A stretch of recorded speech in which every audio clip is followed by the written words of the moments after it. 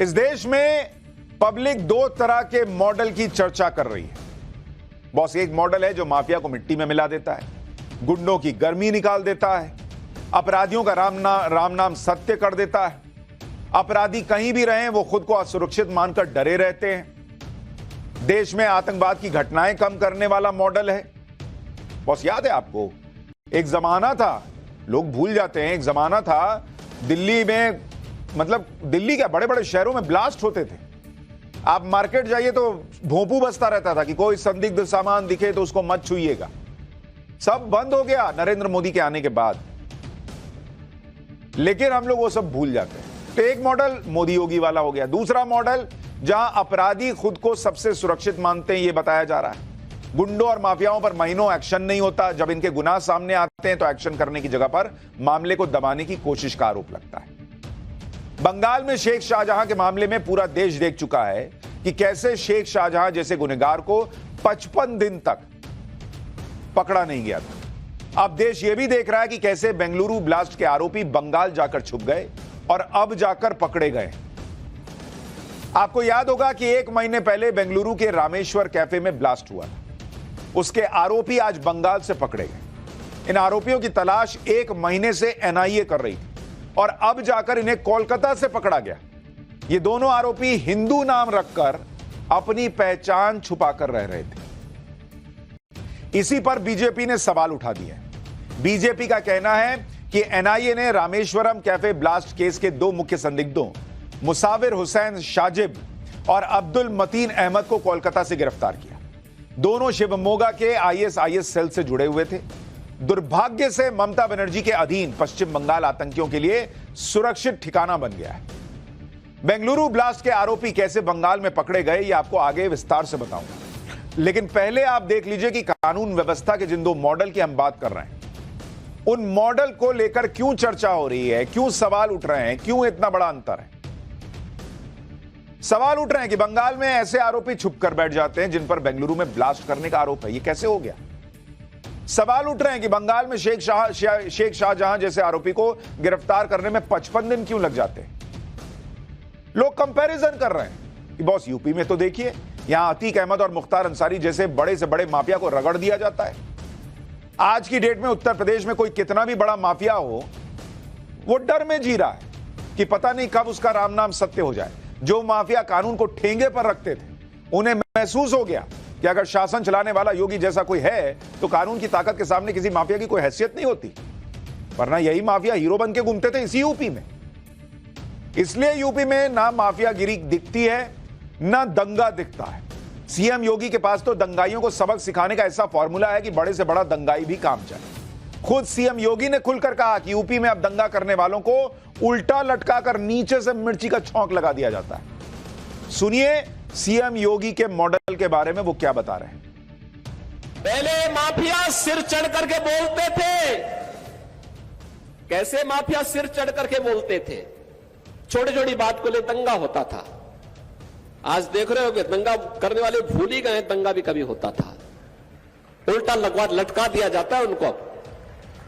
दंगा करते हैं तो तुरंत पकड़ करके उल्टा लटका कर नीचे मिर्च का झोंका लगा दिया जाता है कि हमेशा के लिए भूल जाए। और अगर किसी निर्दोष व्यापारी और बेटी के साथ कोई दुर्व्यवहार करता है तो बहनों और भाइयों, उस समय उसकी क्या दुर्गति की जाती है, ये भी आपने देखा होगा। प्रयागराज का माफिया जबरदस्ती एक पिछड़ी जाति के व्यक्ति की निर्मम हत्या करने के आरोप में किस तरीके का व्यवहार करता था। और बहनों और भाइयों, उसकी प्रॉपर्टी को जब्त करके हमने गरीबों के लिए मकान बना दिए। वहां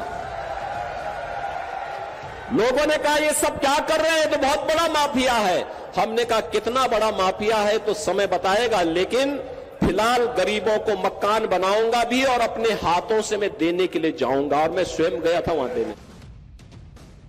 तो देश में आज की डेट में मोदी योगी मॉडल की ही चर्चा है। ऐसे नहीं हुए कि लोग देश के अलग अलग हिस्सों में जब कोई घटना हो जाती है तो कहते हैं कि योगी मॉडल से न्याय चाहिए। और योगी जी खड़े होकर बोल रहे हैं मंच पर कि जिन माफियाओं को पाला पोसा जाता था उनकी संपत्ति गरीबों में बंट रही है आज की डेट में। यूपी में तो गुंडे अपराधियों को उल्टा लटका दिया जाता है, लेकिन ऐसा क्यों हो रहा है कि बेंगलुरु में ब्लास्ट करके आरोपी बंगाल में जाकर छुपता है? यह सवाल पूछा जा रहा है। क्या इसलिए कि उसे ऐसा लगता है कि वहां पर वो सुरक्षित होगा? यह सवाल बीजेपी ने भी उठाया। बेंगलुरु के रामेश्वरम कैफे ब्लास्ट केस में कोलकाता से जो मुख्य आरोपी गिरफ्तार हुए हैं, उन्हें पकड़ा कैसे गया, अब आपको यह भी बताता हूं। बेंगलुरु ब्लास्ट का एक आरोपी मुसाबिर हुसैन शाजिब और दूसरा अब्दुल मतीन साहा है। दोनों को कोलकाता के पास कांथी से गिरफ्तार किया गया है। एनआईए के मुताबिक अब्दुल ताहा ने प्लान बनाया और कैफे में शाजिब ने आईईडी रखा। दोनों आरोपी कर्नाटक के शिवमोगा जिले में तीर्थहल्ली के रहने वाले हैं। एनआईए के मुताबिक दोनों आरोपी आईएसआईएस मॉड्यूल का हिस्सा है। एनआईए ने 26 मार्च को दोनों आरोपियों के मददगार मुजम्मिल शरीफ को अरेस्ट किया था। मुजम्मिल ने ही दोनों आरोपियों को ब्लास्ट का सामान दिया था। कैफे में ब्लास्ट के बाद दोनों आरोपी फरार हो गए। एनआईए ने दोनों आरोपियों पर 10-10 लाख रुपए का इनाम भी रखा है। दोनों अपनी पहचान छुपाकर यहां वहां रहने लगे। एनआईए ने आरोपियों की गिरफ्तारी के लिए कई राज्यों में छापेमारी की, जिससे आरोपियों के बारे में जानकारी मिली। दोनों आरोपी पिछले 42 दिनों से एक ही पैटर्न अपना रहे थे। दोनों गेस्ट हाउस या निजी लॉज में रुकते थे। एनआईए ने छोटे शहरों पर नजर रखनी शुरू की जहां लॉज में पहचान नहीं बतानी पड़ती। कोलकाता के पास दोनों आरोपियों को होने की खबर एनआईए को मिली। एनआईए और बंगाल पुलिस ने जॉइंट ऑपरेशन के जरिए दोनों को पकड़ लिया। दोनों आरोपियों को कोर्ट ने 3 दिन की रिमांड पर भेज दिया है। बेंगलुरु ब्लास्ट के इन दोनों आरोपियों को एनआईए ने गिरफ्तार किया, लेकिन बंगाल में इन आरोपियों के पकड़े जाने पर कोई कुछ कहे ना, इसलिए ममता बनर्जी बंगाल पुलिस की पीठ थपथपाने लगी। ममता बनर्जी कह रही हैं कि बंगाल पुलिस ने 2 घंटे में कैफे ब्लास्ट के आरोपियों को पकड़ लिया और बीजेपी वाले आरोप लगा रहे हैं कि बंगाल सुरक्षित नहीं है। अगर बंगाल सुरक्षित नहीं है तो क्या दिल्ली और यूपी सुरक्षित है? सुनिए ममता बनर्जी को, फिर आपको बताऊंगा कि इस मामले में ममता बनर्जी सरकार और बंगाल पुलिस पर सवाल उठे क्यों। খড়ংবাজ বলেছে ব্যাঙ্গালোরে একটা বোমা পড়েছিল, লখনৌও কর্ণাটকের, আমাদের এখানকার নয়। 2 ঘন্টায় বাংলায় লুকিয়েছিল, 2 ঘন্টার মধ্যে আমরা ধরে দিয়েছি আমাদের পুলিশ। আর সেখানে বলছে বাংলা সেফ নয়, তোর দিল্লি সেফ, তোর উত্তরপ্রদেশ সেফ, তোর রাজস্থান সেফ, তোর গুজরাট সেফ, তোর বিহার সেফ। বাংলার মানুষ শান্তিতে থাকে, বিজেপি সহ্য হয় না। अच्छा, बोलते बोलते बिहार सेफ है कि नहीं ये भी बोल गई। और अभी कुछ दिन पहले तक यही नीतीश कुमार इंडी गठबंधन में थे, तब नहीं पूछ रही थी कि बिहार सेफ है कि नहीं है। अब बीजेपी के साथ चले गए तो पूछ रही हैं कि बिहार सेफ है कि नहीं। खैर, दोनों तरफ से बातें चल रही हैं। बीजेपी कह रही है बंगाल सेफ नहीं है, ममता बनर्जी कह रही है कि इससे सेफ क्या होगा। ममता बनर्जी खुद को डिफेंड कर रही हैं और दिल्ली यूपी की बात कर रही हैं, लेकिन अगर यूपी होता और ये आरोपी यूपी पहुंच जाते तो अब तक इनका अंजाम तय हो चुका होता, ये भी पब्लिक कह रही है। क्योंकि यूपी में तो गुंडे माफिया अपराधी बिल्कुल बर्दाश्त नहीं है। आज यूपी में जितने बड़े गुंडे माफिया थे वो या तो जेल की सलाखों के पीछे हैं या फिर मारे जा चुके हैं। अतीक अहमद और मुख्तार अंसारी जैसे माफिया जिनकी दहशत कभी हुआ करती थी, आज वो कहां हैं सभी को पता है। सीएम योगी ने कहा कि वो माफिया कभी जिनके लिए सीएम तक का काफिला रोक दिया जाता था, आज उनकी पैंट गीली हो जाती। सीएम योगी ताल ठोक कर कह रहे हैं कि मैंने बदल दिया है उत्तर प्रदेश को। अपराधियों का क्या हाल किया है योगी सरकार ने। योगी मॉडल के बारे में खुद सुनिए एक बार। एक दुर्दांत माफिया ऐसा भी था, बहनों और भाइयों, जब आज समाजवादी पार्टी की सरकार के समय चलता था तो मुख्यमंत्री हो या मुख्य न्यायाधीश, इन सब के काफिले रुक जाते थे और माफिया का काफिला निकलता था। और जब हमने कार्रवाई की उस माफिया के खिलाफ और उसको रगड़ करके कोर्ट के सामने प्रस्तुत किया तो उसकी पैंट गीली हो गई थी। उसकी पैंट गीली हो गई थी। और तब हमने कहा था, उस समय उसको हमने कहा था, कानून को रौंदने वाले, आज कानून कितना बड़ा होता है यह एहसास हो रहा है कि नहीं हो रहा है। एक तरफ योगी को सुन लीजिए और एक तरफ ममता बनर्जी को भी सुन लीजिए। आपको बहुत बड़ा फर्क दिख जाएगा कि कानून व्यवस्था और शासन को कैसे चलाया जाता है और कौन सा मॉडल बेहतर है, क्यों पब्लिक खुद बताने लगती है।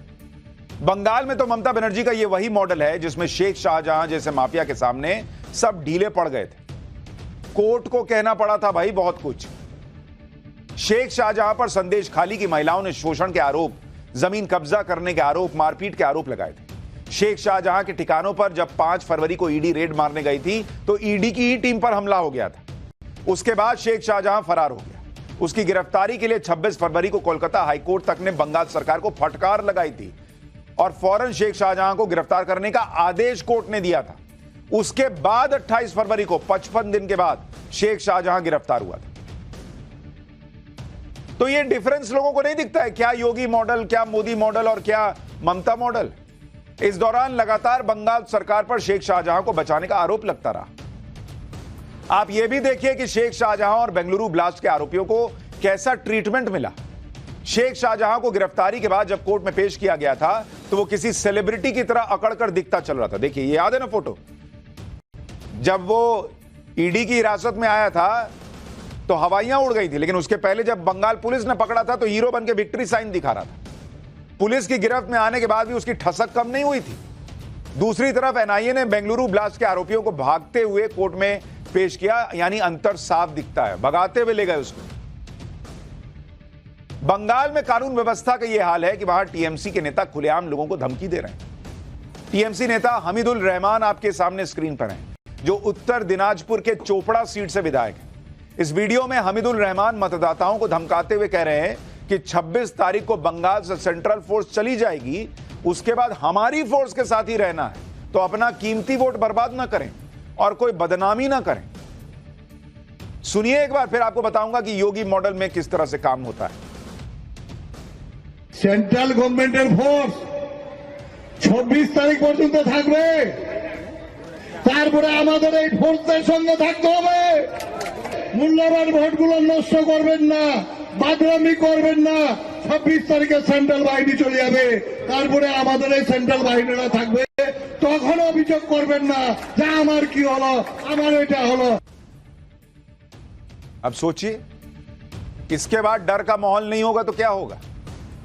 आज सवाल उन लोगों से भी है जो बेंगलुरु ब्लास्ट को लेकर कुछ दिन पहले यह कह रहे थे कि इसमें एनआईए ने एक बीजेपी कार्यकर्ता को भी पकड़ा है, जबकि सच यह है कि इस मामले में एनआईए ने साई प्रसाद नाम के एक आरोपी को हिरासत में लेकर पूछताछ की। साई प्रसाद को बीजेपी कार्यकर्ता बताते हुए कांग्रेस ने बीजेपी पर आरोप लगाया था। कांग्रेस ने कहा था कि ब्लास्ट में भी बीजेपी का हाथ हो सकता है। 5 अप्रैल को साई प्रसाद को हिरासत में लेकर पूछताछ की और उसी दिन कांग्रेस की तरफ से ब्लास्ट को बीजेपी से जोड़ने की कोशिश शुरू हो गई थी। कांग्रेस नेता सुप्रिया श्रीनेत ने लिखा कि बेंगलुरु में रामेश्वरम कैफे में बम फटने के मामले में अब एनआईए ने एक बीजेपी नेता को गिरफ्तार किया है। मीडिया में सुई टपक सन्नाटा है, ना कोई ब्रेकिंग न्यूज, ना छाती पीटते एंकर। बीजेपी को तो मानो सांप सूंघ गया है, लेकिन हर बार आतंकवाद से इनका संबंध कैसे निकल जाता है। जबकि बाद में एनआईए ने कहा कि साई प्रसाद गवाह था और उसे छोड़ दिया गया था, यानी कांग्रेस ने गलत आरोप लगाया था। साई प्रसाद हिंदू था, वो बीजेपी से जुड़ा हुआ था, इसलिए शायद उसे ब्लास्ट में शामिल करने और उसे आरोपी बताने की बड़ी भगदड़ सी मच गई। लेकिन अब जब दोनों मुख्य आरोपी गिरफ्तार हो गए और दोनों धर्म विशेष से हैं, तो कांग्रेस में सन्नाटा फैल गया। अब किसी को नाम नहीं गिनाना है। कानून व्यवस्था और भ्रष्टाचार के मुद्दे पर ममता सरकार घिरी हुई है। आपको बंगाल का शिक्षक भर्ती घोटाला याद ही होगा, जब टीएमसी नेता पार्थ चटर्जी और उनके करीबियों को ठिकानों से करोड़ों रुपए का पहाड़ मिला था। उस मामले में भी आज ईडी ने नई जानकारी दी। शिक्षक भर्ती घोटाले में अब तक 365 करोड़ रुपए ईडी ने जब्त किए हैं। तो जो कहते हैं कि ईडी सिर्फ छापा मारती है, डराती है, ईडी कह रही है बॉस 365 करोड़ रुपए हम जब्त कर चुके इस मामले में। इस मामले में टीएमसी के 3 विधायकों को गिरफ्तार किया गया है। गिरफ्तार लोगों में पार्थ चटर्जी भी हैं, जो बंगाल के पूर्व शिक्षा मंत्री थे। मामले में ममता के भतीजे अभिषेक बनर्जी से भी पूछताछ हो चुकी है।